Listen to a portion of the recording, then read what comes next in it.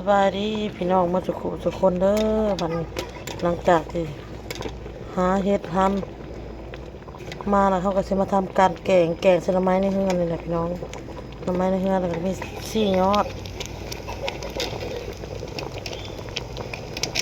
มาโตะอาบน้ำกับน้องโซกพี่น้องแกงขนหัวต้วยพี่น้องใส่เฮ็ด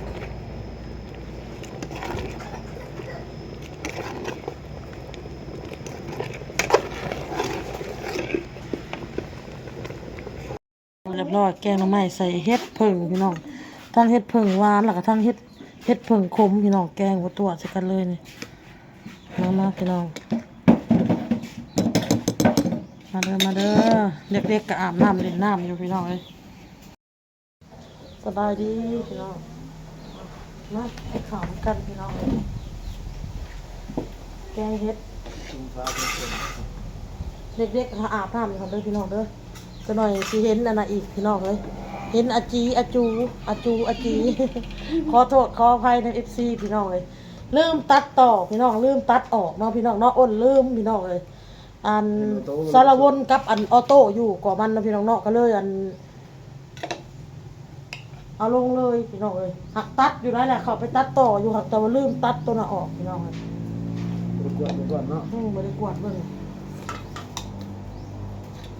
จ้างบอกแต่เครื่องบอก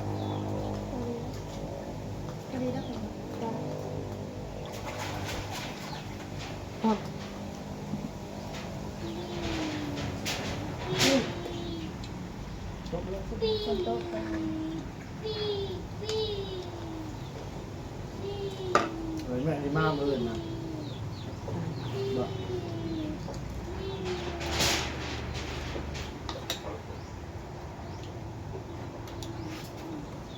ก็จางคนจางด่าก็ใส่จางครับ จางไม่นึ่งบ่แม่นี่มาเจอ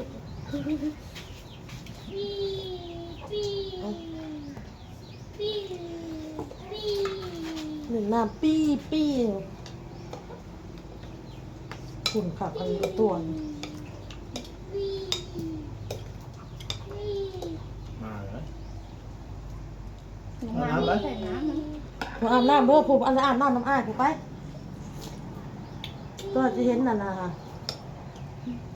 คือจูมันไง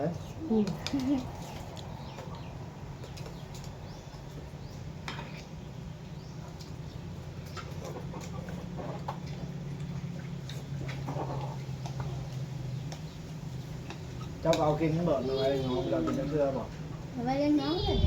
จะหาเรากันบอกพูดเอาเนี่ยจะไปเอามาพูดเจอเสื้อหักมาแกงมีกระดำหน่อดำใด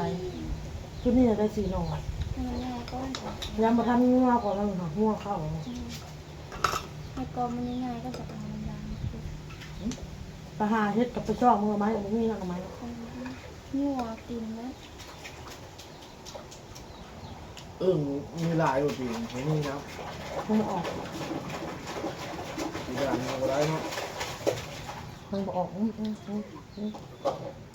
ชื่อนี่ได้มันเห็นกบบ่อยู่ในกระถางคนหนึ่งอ๋อนั่นแหละกระบูขังก็จะไปหมดเลยบ่ตายแล้ว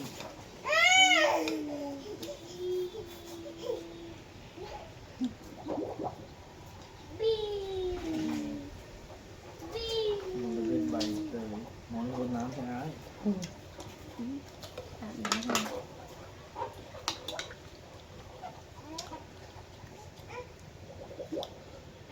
กระซามเพิ่นกระซามดำมันเปลี่ยนเพิ่นตักน้ำออกมาแล้วมันมีน้ำนะอย่าให้กันเด้ออย่าให้กันตาโอ้ใส่อะไรเนี่ยคือตีเลยเมื่อกี้นี่ก็ให้หาเลยได้ค่ะแม่โอ้ยอยากใครประตูไปหาบอกให้หาก็หาติดนะโมอยู่ในทางโมอยู่แล้วแม่ให้ใครประตูกระโซ่ก็ติดแหละพี่น้อยติดนางอินแหละแม่อยู่แต่เรื่องให้ไปนั่งทำไปเรื่อง ไม่รู้ อยู่พุ่นไปไม่ได้เราจะซื้อของกินดาหายอยากไว้น่ะรักไปแต่เสือค่ะ ไกลๆกันไปน้ำ แม่อยู่ เด็ นั่ ด นเลย ใหญ่ปุ๊บถ่ายมันหอมมีแต่บุกากินแล้วใหญ่ๆมันจะรบปากก็มีสไลด์มาไพ่เนี่ย นั่นเลย อันนี้แล้วเอาเกือบเข้าไปโอ้ย คนฟ้าคนฟ้าเป็นรูที่จำได้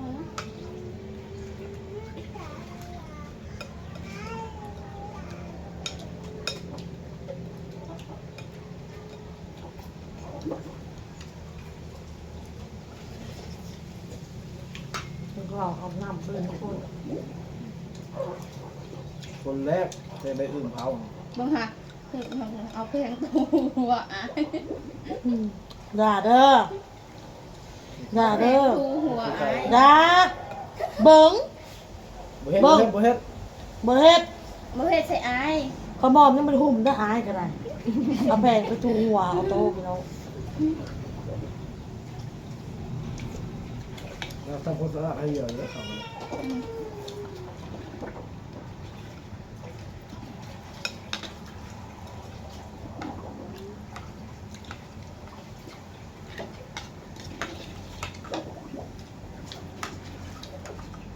พอจะเอาอันเท่าโซกอยู่พี่น้อง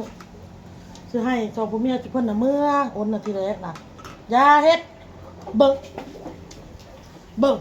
อย่าเฮ็ดอย่าเฮ็ด บ่เฮ็ดบ่เฮ็ด โต เด้อ โตพี่น้องบ่ให้เว้าบ่ให้ห้ามบ่ให้ห้าม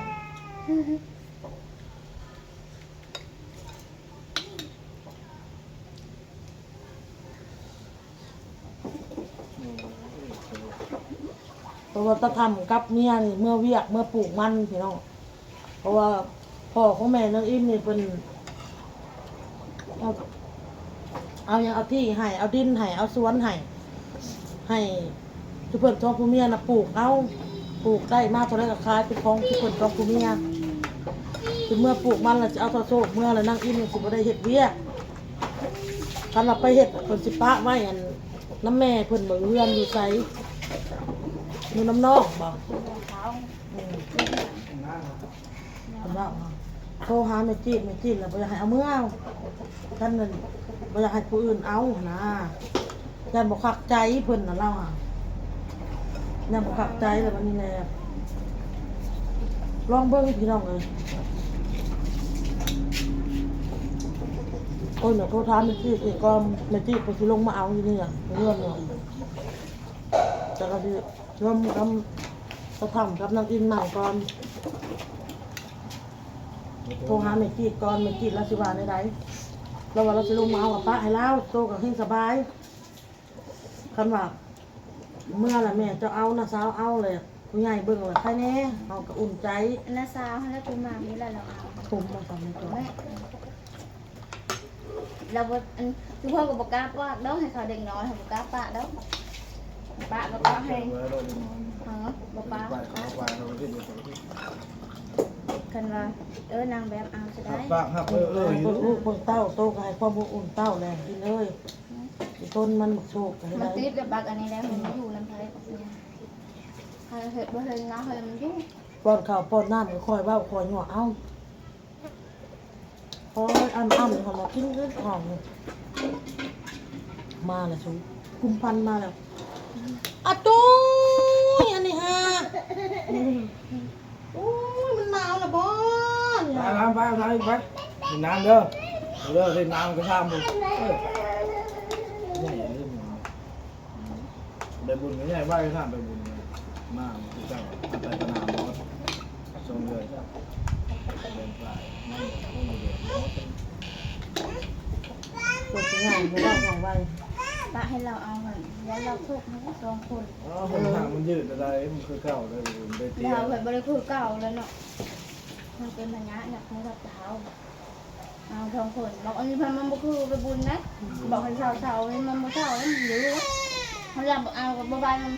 โชคให้เราไว้ค่ะ โชคดื้อเนี่ย มันดูแห้งนะเวลาเพิ่น ไปบุญน้ำง่ายกว่าไว้ว่าไปบุญยาก ตรงช่วงคืนในจักรยานแน่ มาบุญหันจะแอบไปบุญหันจะหาย เขาโทรศัพท์มันเล่นก็เลยเนาะภาพเป็นเชิงชนิดมันเลื่อนบุญโมนี่แล้วถ้าหมอก็ได้ให้ แต่ให้โทรศัพท์ดึกเลยแล้วหาให้ หมอนี่นะบางทีมันบ่ให้ดอกแต่มันแอบโดนหมอ เป็นเฮาพาอุ้มพาไปแล้ว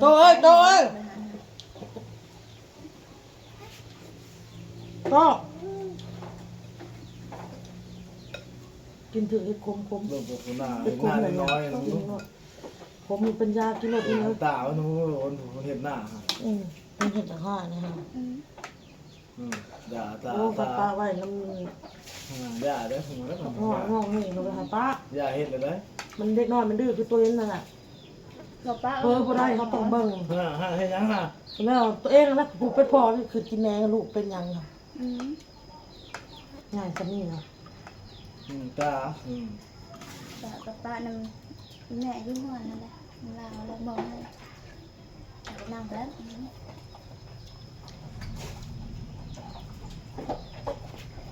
ป้าไอ้พอมันเป็นน้อยถึงร้อยกับบอกป้า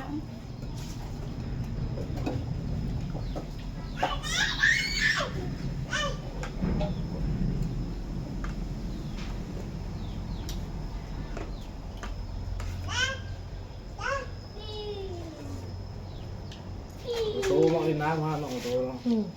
มันเนื้อ โชคคือกันผมทึกได้กับดวงตาโดย ไปเอาตัวน้องคลิป ตี นี้ กันตลอด บอกนี้มาบอกบ๊ายบาย อะไรโมนี่มาตีโชค